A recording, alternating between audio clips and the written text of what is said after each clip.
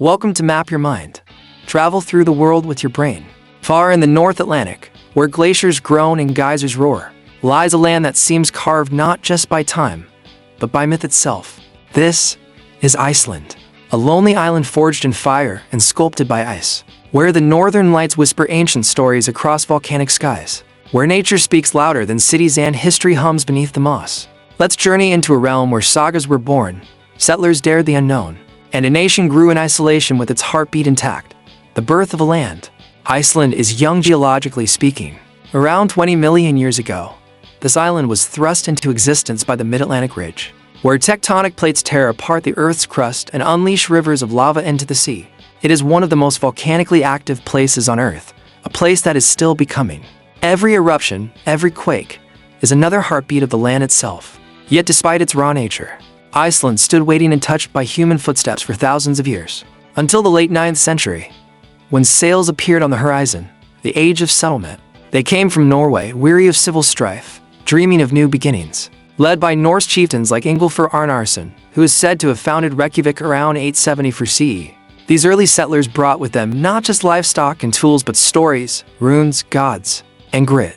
The Icelandic sagas, written centuries later, recall these first generations in stunning detail, feuds and friendships, law and love, honor and exile. By the year 930, Iceland had created the Althing, one of the world's oldest surviving parliaments, a radical experiment in democracy that echoed in the windswept plains of Hingvellir. Here, under the open sky, laws were spoken aloud and justice was sung into being. A republic of free men, bound by law, carved into the ice and fire of a young land, the Commonwealth and the Crown. For over 300 years, Iceland thrived in its unique independence.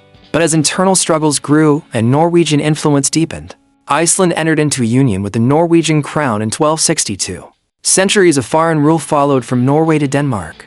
Natural disasters struck. Volcanoes like Loki erupted with biblical force in 1783, spewing toxic clouds and triggering famine that wiped out a quarter of the population. Life was harsh. Crops failed.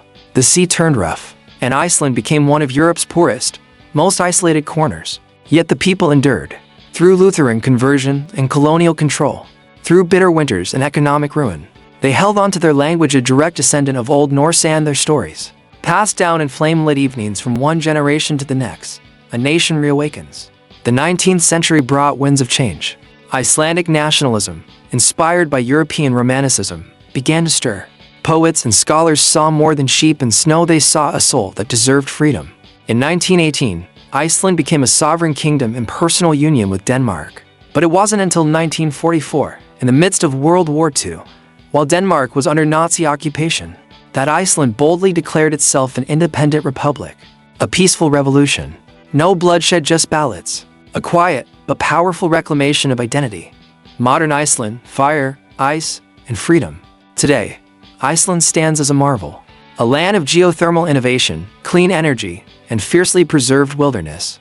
With a population of just around 370,000, it punches far above its weight on the world stage, from music and literature to politics and gender equality. Women's voices helped shape the modern republic, from the historic 1975 women's strike to Vigdis Finnbogadóttir, the first democratically elected female president in the world. The 2008 financial crisis nearly broke the island, but Iceland did what it always does. It weathered the storm, jailed corrupt bankers, rewrote its constitution, and rose stronger. The spirit of resilience isn't just historical, it's daily.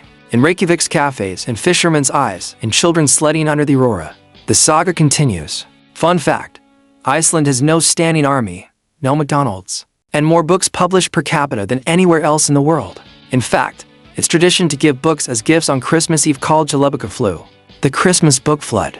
So, when you think of Iceland, don't just picture the fjords and the fire.